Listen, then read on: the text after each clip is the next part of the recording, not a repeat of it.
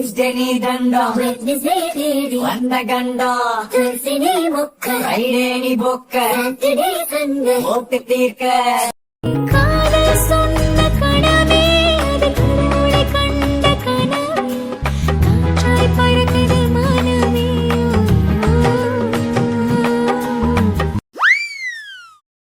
அப்பாடா, எப்படியோ அப்படி இப்படி என்னென்னமோ பிரச்சனை நடந்தாலும் நல்லபடியா நல்ல நேரத்துக்குள்ள நிச்சயதார்த்தம் முடிஞ்சிருச்சு. ஆனா மண்டபத்துல நம்ம சொந்தக்காரங்க எல்லாம் இன்னும் போகாம இருப்பாங்க. பிள்ளைங்களை நம்ம கஷ்டப்படுத்த வேணாம். அவங்களே என்னமோ பெரிய போராட்டத்துக்கு அப்புறம் நிச்சயம் பண்ண மாதிரி இருக்கு. அதனால அவங்க ஃப்ரீயா இருக்கட்டும். நம்ம போய் அவங்கள பார்த்து சாப்பாடெல்லாம் கொடுத்து அனுப்பி விடலாம். ஆமாண்ணே, நீங்க சொல்றதும் சரிதான். இவங்க ஃப்ரீயா வீட்ல போய் இருக்கட்டும், நம்மளாம் போய் சொந்தக்காரங்களை கவனிச்சுக்கலாம். அம்மா, மண்டபத்துக்கு போறீங்க? நானும் வரேம்மா, நானும் வரேன். ஹே, நீ ரொம்ப டயர்டா இருப்படி. நீ வீட்டுக்கு போய் ட்ரெஸ் சேஞ்ச் பண்ணிட்டு ஃப்ரீயா இரு, நாங்கெல்லாம் பாத்துக்கிறோம். ஐயோ, இப்ப மட்டும் போனோம், தனியா இவன் கிட்ட தொக்கா மாட்டிக்குவோம். ஆதி, நாங்க எல்லாரும் மண்டபத்துக்கு கிளம்புறோம்ப்பா. நீ நிம்மதியை கொண்டு போய் பத்திரமா வீட்டுல விட்டுட்டு நீயும் வீட்டுக்கு கிளம்பு. சரிம்மா, நான் கொண்டு போய் நிம்மதியை விட்டுக்கிறேன். இல்ல, நானே போய்க்கிறேனே, எதுக்கு சிரமம்? நிம்மதி, ஆதிக்கும் உனக்கும் நிச்சயதார்த்தமே முடிஞ்சிருச்சுமா. சிரமம் அது இதெல்லாம் சொல்லக்கூடாது. இப்பவே அவன் உனக்கு பாதி புருஷன் ஆயிட்டான். நாங்காலே நாங்காலே முத்தமா சேர்த்து நாங்காலே. ஐய, பாதி புருஷனா? எது நடக்க கூடாதுன்னு நினைச்சனோ அப்படியே நடந்துருச்சு. நம்மலாம் நிக்கிறோம்லமா, அதான் அப்படி சொல்லிட்டு இருக்காங்க. நீங்க வாங்க, நம்மலாம் கிளம்பலாம். அவங்க போய்ப்பாங்க.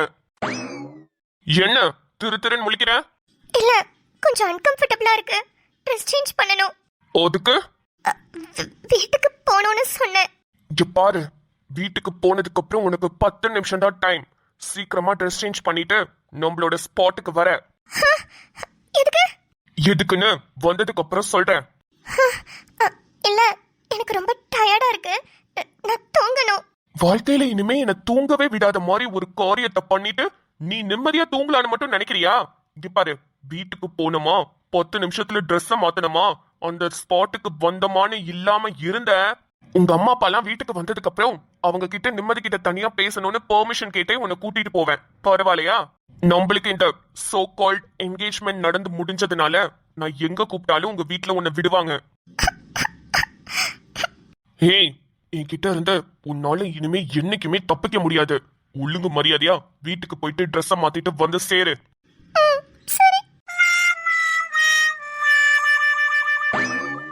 என் வாழ்க்கையிலே எது நடக்க கூடாதுன்னு நினைச்சனோ அது நல்லபடியா நடத்தி முடிச்சு வச்சிருக்கா. அவளத்தான் இன்னும் காணோம், காத்துக்கிட்டு இருக்கேன். வரட்டும். வரா இந்த மென்டல் காரி வரா. வாடி வா. ஐயோ, நல்ல வாட்டமா வர உட்கார்ந்திருக்கானே, போச்சு. ஆதி, வாங்க வாங்க வாங்க மகாராணி அம்மா, உங்களுக்காக தான் காத்துக்கிட்டு இருந்தேன். ஆதி, இவ்ளோ பெரிய விஷயம் பண்ணிருக்கீங்க. செம்மையான ஒரு பிளான சூப்பரா சொதப்பி வச்சிருக்கீங்களே. உங்களை எல்லாம் எப்படி வரவேற்கிறதுனே தெரியாம முழிச்சுக்கிட்டு இருக்கேன். ஆதி ப்ளீஸ், ஆதி என்ன திட்டாதடா. நான் பண்ணது தப்புதான். ஆனா சத்தியமா எங்க மாமா ஸ்டேஷனுக்கு வருவாருன்னு எனக்கு தெரியாது. ஆதி ப்ளீஸ், ஆதி என்ன திட்டாத. ஹேய், உன்னை என்னடி சொல்லிட்டு போனேன்? என்ன சொல்லிட்டு போனேன்? இந்த ஜெயில விட்டு வெளியே வராதுன்னு சொன்னேனா இல்லையா? நீ சொன்னடா, நான் ஒண்ணு வேணும்னு வரல. நான் பசிக்குதுன்னு கேட்டப்ப நீ தானே பிரியாணி வாங்கி கொடுக்க சொன்ன. அதை சாப்பிடறதுக்கு தாண்டா கை கழுவுறதுக்கு வெளியே வந்தேன். எங்க மாமாட்ட மாட்டிக்கிட்டேன். ஏண்டி, ஒரு பிரியாணிக்கு ஆசைப்பட்டு என் வாழ்க்கைய டோட்டலா முடிச்சு விட்டியேடி. டேய், அவ்வளவு அறிவானவனா இருந்தா நீ என்ன பண்ணிருக்கணும்? என்ன பண்ணிருக்கணும்? பாத்ரூம், வாஷ் பேசன் அதெல்லாம் இருக்கிற மாதிரி ஒரு ஜெயிலுக்குள்ள அடைச்சு வச்சிருக்கணும். ஆமாண்டி, ஆமா, நான் தான் தப்பு பண்ணிட்டேன். பாத்தியா, நீயே ஒத்துக்கிற பாத்தியா?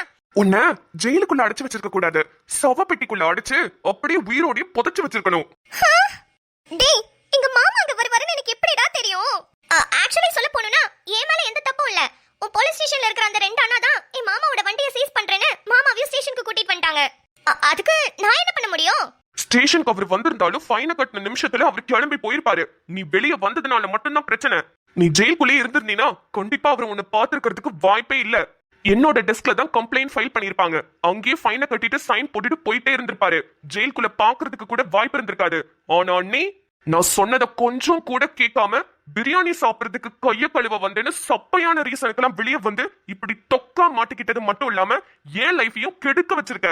டே இப்ப என்னடா நிச்சயதார்த்தம் தானடா முடிஞ்சிருக்கு, இன்னும் தாலி கட்டலையே, அது வரைக்கும் நம்மளுக்கு டைம் இருக்கு. ஏய் வாயில நல்லா அசிங்கமா வந்துரும். சப்ப விஷயம். இந்த நிச்சயதார்த்தத்தை நிப்பாட்ட முடியல, இவ கல்யாணத்தை நிப்பாட்ட போறாளாம். இந்த நிச்சயத்தை நிப்பாட்டுறதுக்கே இருக்கிற எல்லா பிளானையும் போட்டாச்சு, எதுவுமே ஒர்க் அவுட் ஆகாம செம்மையா சொதப்பிருச்சு. இதுல நீ கல்யாணத்துக்கு பிளான் போட போயிட்ட. டேய் நீ கிரிக்கெட் பாப்பியா? ஒட்டிச்சு செவட்ட பேத்துருவேன். நான் என்ன பேசிட்டு இருக்கேன், நீ என்னடி பேசிட்டு இருக்க? இல்லடா கிரிக்கெட் பாப்பியா, அதுக்கு மட்டும் பதில் சொல்றான். ஏன்டா எகிரிட்டு பேசுற பயமா இருக்கு. பாப்பேன், இப்ப என்ன இருக்கு? அதுல எத்தனை வாட்டி லாஸ்ட் பால்ல 6 அடிச்சு மேட்ச் எல்லாம் வின் பண்ண வச்சிருக்காங்க. ஏன் லாஸ்ட் வருஷம் ஐபிஎல்ல நம்ம ஜடேஜா கடைசியா ஒரு 4 அடிச்சோனே சென்னை ஐபிஎல் டிராஃபியை வின் பண்ணுச்சே, ஞாபகம் இல்ல? ஆமா ஞாபகம் இருக்கு. இப்ப அதுக்கு என்ன? ஓ உன்னை அப்படியே கிரிக்கெட் பால் மாதிரி உருட்டி 4 6 பறக்க விட சொல்றியா? நான் ரெடி தான். அப்படி சொல்லலடா. நிச்சயதார்த்தம் முடிஞ்சா என்ன, கல்யாணம் தாலி கட்டுற வரைக்கும் டைம் இருக்குல்ல. சோ லாஸ்ட் பால்ல கூட 6 அடிச்சு மேட்ச் வின் பண்ணிடலான்னு சொல்ல வந்தேன்.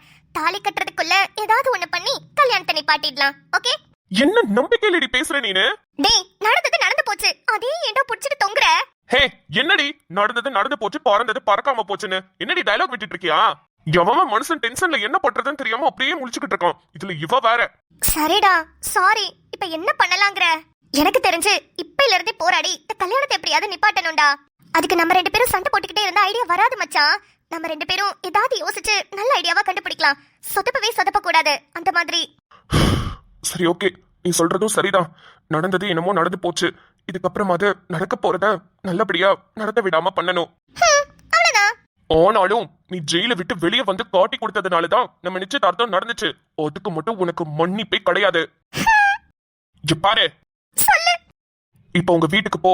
உங்க அம்மா அப்பா என்னென்ன சொல்றாங்கன்றத எனக்கு அப்பப்ப அப்டேட் பண்ணு.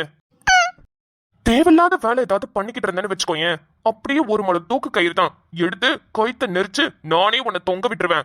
என் மேலதான் தப்பு, நீ என்ன சொன்னாலும் நான் கேக்குறேன்டா. நான் சொல்றத மட்டும்தான் நீ செய்யணும். அப்படி இல்லைன்னு வச்சுக்கோயேன், உனக்கு மிகப்பெரிய தண்டனையா உனக்கு கொடுப்பேன். மிகப்பெரிய தண்டனையா? என்ன கொடுப்ப? என் கையால உன் கழுத்துல தாலி கட்டுறதுதான் உனக்கு மிகப்பெரிய தண்டனை.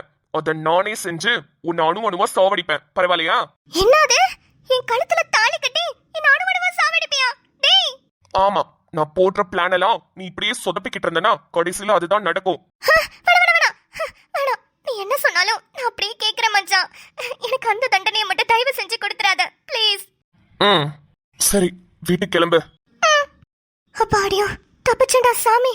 மூஞ்ச பார்த்தாலே பயமா இருக்கே. அப்பா ஆதி, இவளெல்லாம் நம்புறது வேஸ்ட். பேசாம நீயே களத்துல இறங்கி ஏதாவது ஒண்ணு பண்ணு. ஐயோ என்ன பண்றதுன்னு ஒண்ணுமே புரிய மாட்டேங்குது. சே இப்படி வந்து தொக்கா மாட்டிக்கிட்டனே.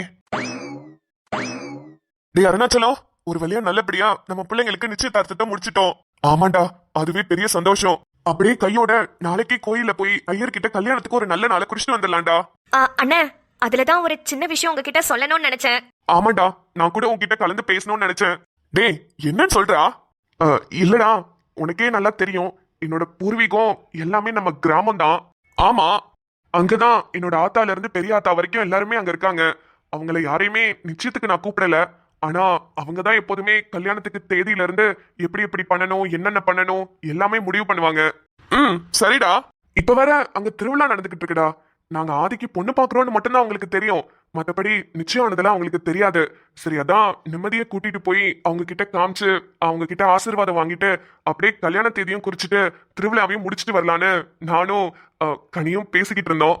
அட இது ரொம்ப நல்ல விஷயமாச்சேனே. ஆமாமா, பூர்வீகமா வீடு சொந்த பந்தம் எல்லாமே கிராமத்துல தான் இருக்காங்க. என்ன பண்றது, நானும் போலீஸா இருந்து ரிட்டையர்ட் ஆயிட்டேன்.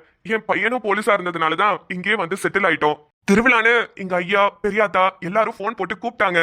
நிச்சயத்தை முடிச்சிட்டு போலாம் தான் நாங்களும் வெயிட் பண்ணிட்டு இருந்தோம். நீங்களும் எல்லாரும் வந்தீங்கன்னா எங்களுக்கும் ரொம்ப சந்தோஷமா இருக்கும். நிம்மதியும் ஆதியும் அங்க கூட்டிட்டு போய் எங்க பெரிய மாமியார்ட்ட ஆசீர்வாதம் வாங்க வைக்கணும்னு எனக்கு ரொம்ப ஆசையா இருந்துச்சு. அதெல்லாம் ஒன்னும் பிரச்சனை இல்ல, நீ நாங்க எல்லாரும் கண்டிப்பா வரோம். நிம்மதி கிட்ட ஒரு வார்த்தை நாங்க சொல்லிக்கிறோம். நீ ஊருக்கு வரதுக்கு தானே, 10 நாள் தானே, கண்டிப்பா வருவா. நாங்க இன்னும் ஆதிக்கிட்டே சொல்லல, இப்ப வந்ததுக்கு அப்புறம் தான் சொல்லணும்.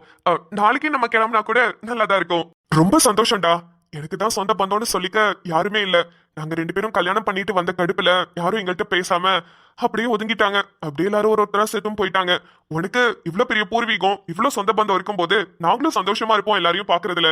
நாளைக்கு போயிடலாம். சரிடா மச்சான், ஆதி வரட்டும் சொல்லிடுறேன். நம்ம நைட் எல்லாம் பேக் பண்ணி வச்சுட்டு காலைல விடிய காலையிலே கிளம்பிடுவோம். சரிடா சரி. பையன் வீட்டுல தான் இருப்பான். பெரிய பொண்ணுகிட்டயும் சொல்லிடுறேன். நான் நிம்மதியை கூட்டிட்டு நாங்க 3 பேரும் கிளம்பிடலாம். சரிடா, அப்ப நான் கிளம்பட்டா? சரிடா, நீ காலையில கிளம்பி மட்டும் ஒரு நாங்க கார் எடுத்துட்டு வீட்டுக்கு வந்து அப்படியே உன்னை கூப்பிட்டுக்கிறோம். சரிங்கண்ணே. சரி, போயிட்டு வரோம். சரிடா, பாப்போம். என்னங்க, ஆதி வந்துட்டான்னு நினைக்கிறேன். அவன் பைக் சத்தம் தான் கேக்குது. அவன் கிட்ட எப்படியாவது சொல்லிடுங்க நம்ம நாளைக்கு ஊருக்கு போறத. ஏங்க நீ நம்ம பாட்டுக்கு முடிவெடுத்துட்டோம். ஆதி பையன் ஒத்துக்குவானா? எப்போதும் அவனை உங்க ஸ்டைல்ல சொல்லி தானே ஒத்துக்க வைப்பீங்க. அதே மாதிரியே பேசுங்க. நான் ஏதாவது பேசினா ரொம்ப கடுப்பா பேசுவேன். அவன் என்கிட்ட மூஞ்ச காட்டிட்டு போவான். நீங்க பேசுனீங்கன்னா உங்ககிட்ட ஜாலியா பேசுவான். எப்படியாவது பேசி ஒத்துக்க வைங்க. ஆதி பையா, என்ன